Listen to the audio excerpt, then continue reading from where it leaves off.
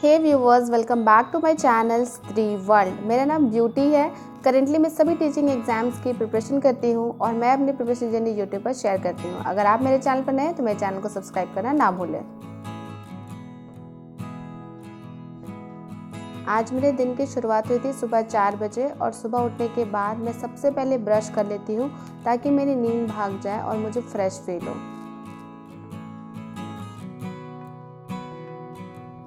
यहाँ पर देखिए मेरी बहन जो है वो थोड़ा रूम अरेंज कर दे रही है और सेटअप बना दे रही है ताकि हम लोग दोनों मिलकर अच्छे से पढ़ाई कर सकें। सुबह उठने के बाद मैं हर दिन 1 गिलास गर्म पानी ज़रूर पीती हूँ और ये मेरी हैबिट लगभग 2-3 सालों से बनी हुई है। तो मैं हर दिन जब भी सुबह उठती हूँ तो गर्म पानी ज़रूर पीती हूँ।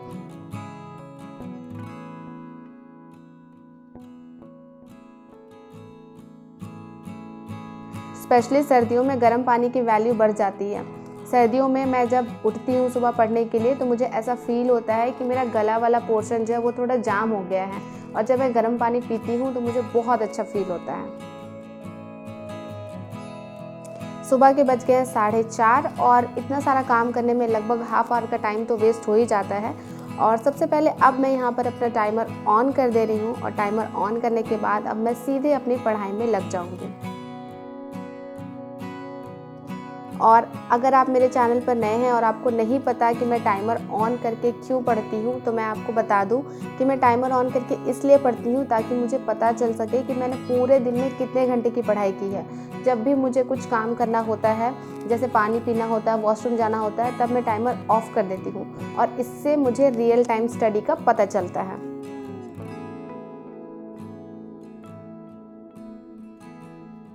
आज मैं सबसे पहले पढ़ रही हूँ सीडीपी और सीडीपी में आज मैंने बहुत इंपॉर्टेंट टॉपिक्स कवर किए हैं। आज मैंने सीडीपी में thinking and problem solving, concept mapping, importance of concept mapping और एरिक एरिक्सन की साइको सोशल डेवलपमेंट थ्योरी भी पढ़ी है।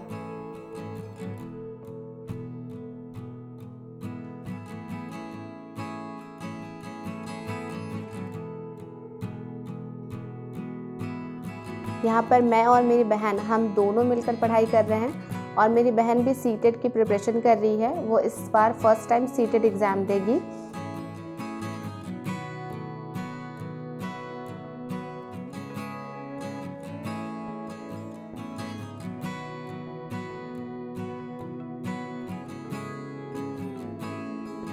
सीडीपी एक ऐसा सब्जेक्ट है जिसको आप 1 घंटे सिर्फ कंसंट्रेशन से पढ़िएगा ना तो बहुत सारी थियरीज इसकी आपको लर्न हो जाएंगे। लेकिन हाँ, जितनी जल्दी इसकी थियरीज आपको लर्न होगी उतनी जल्दी आप इसमें कंफ्यूज भी हो जाएंगे क्योंकि बहुत सारी थियरीज जो है इसमें बहुत ज़्यादा सिमिलर होती हैं।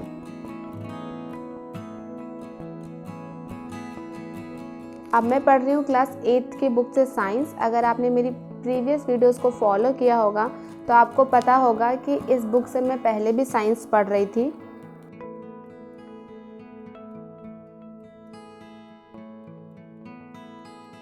और आज मैं इसका चैप्टर 1 फिर से रिवीजन कर रही हूँ। चैप्टर 1 है क्रॉप प्रोडक्शन एंड मैनेजमेंट।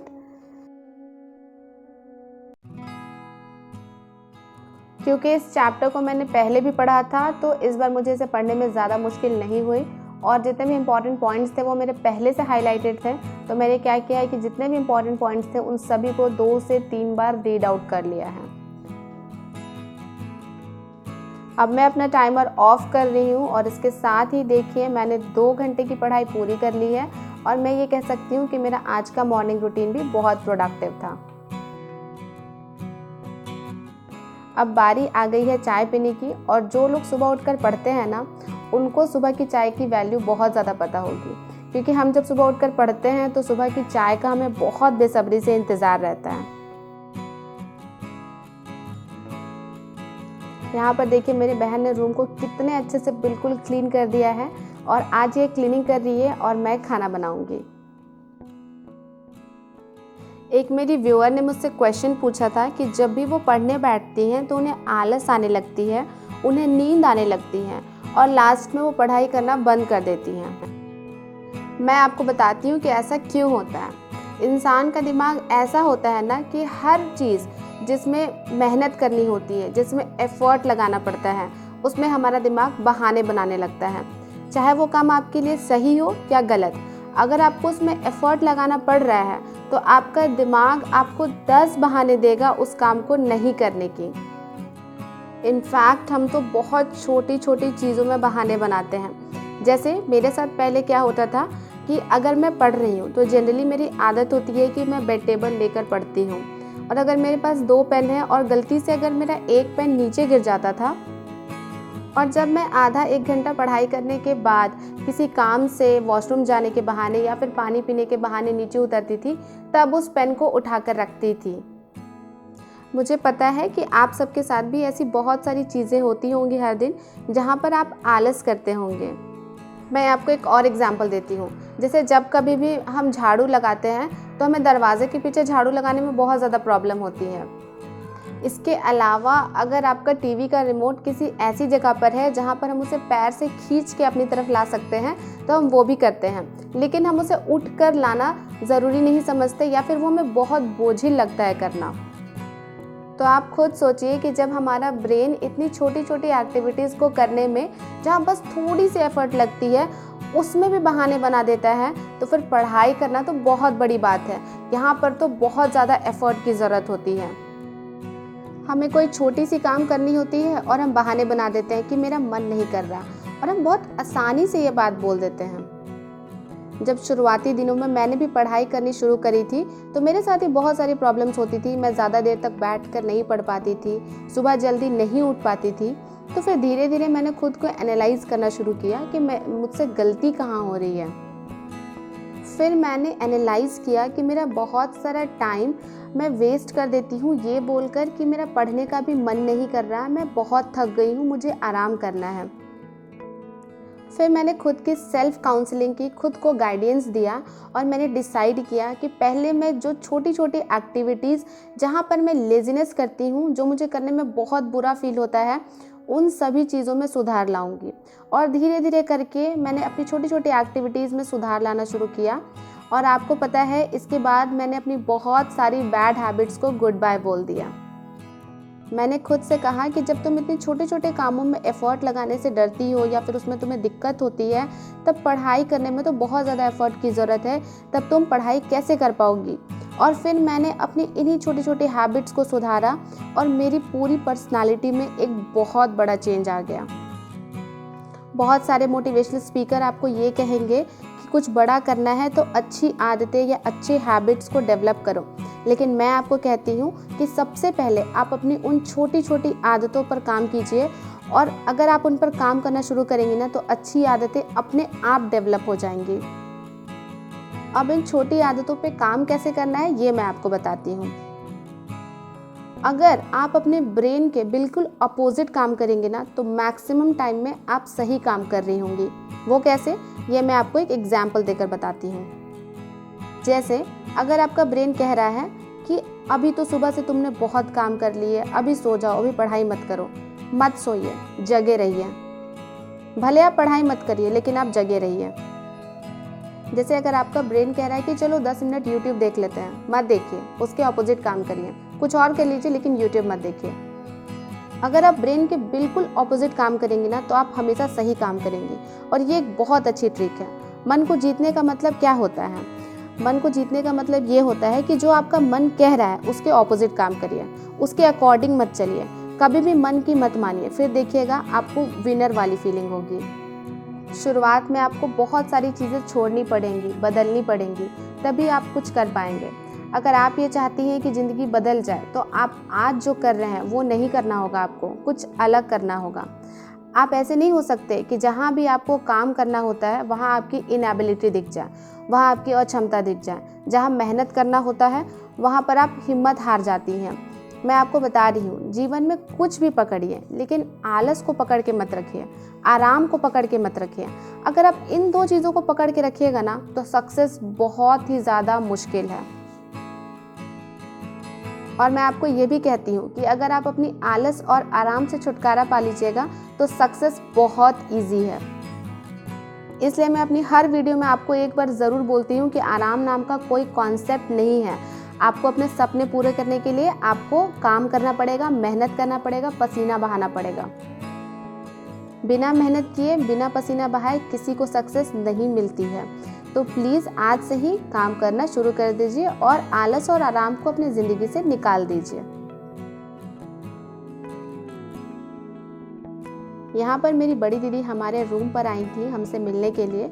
उनका घर यहाँ पर पास में ही है, तो कभी कभी वो हमारे घर आ जाती हैं हमसे मिलने, और यहाँ पर हम तीनों मिलकर बात कर रहे हैं। और आपको तो पता ही होगा कि जब बहनें मिलकर बात करती हैं तो टाइम कितना ज़्यादा वेस्ट हो जाता है।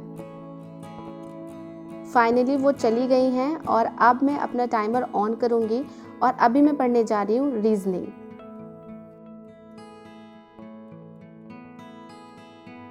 सुबह के 11:15 बज गए हैं और आज जो मेरा रीजनिंग का टॉपिक है वो है क्यूब एंड डाइस। ये एक बहुत इजी टॉपिक है, लेकिन अब मैंने रीजनिंग पढ़ना शुरू किया है तो मैं सोच रही हूँ कि मैं हर एक टॉपिक को एक बार वीडियो लेक्चर देख के कंप्लीट कर ही दूँ और साथ ही साथ उसका एक नोट्स भी प्रिपेयर कर लूँ।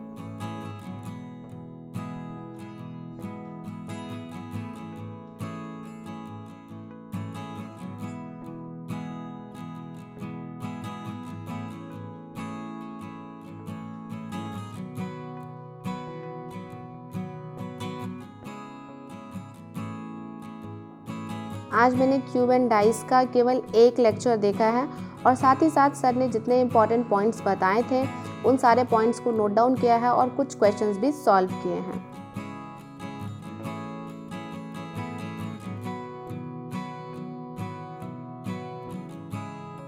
आज मैंने रीजनिंग में इतना कुछ पढ़ा है। सर ने टोटल 4 केसेस पढ़ाए थे डाइस के और वो सारे केसेस मुझे बहुत अच्छे से समझ आए।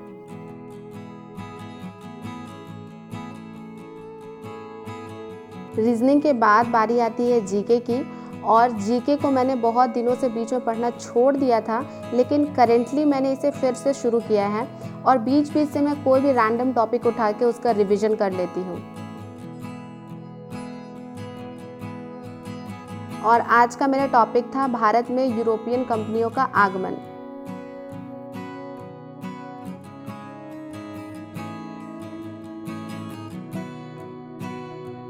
अगर मेरी तरह आपको भी जीके टफ लगता है तो मैं आपको एक ट्रिक बताती हूँ। हर दिन आप क्या करिए, किसी भी बुक से 3 पेजेस लर्न करिए और उन 3 पेजेस को बिल्कुल अच्छे से लर्न करिए।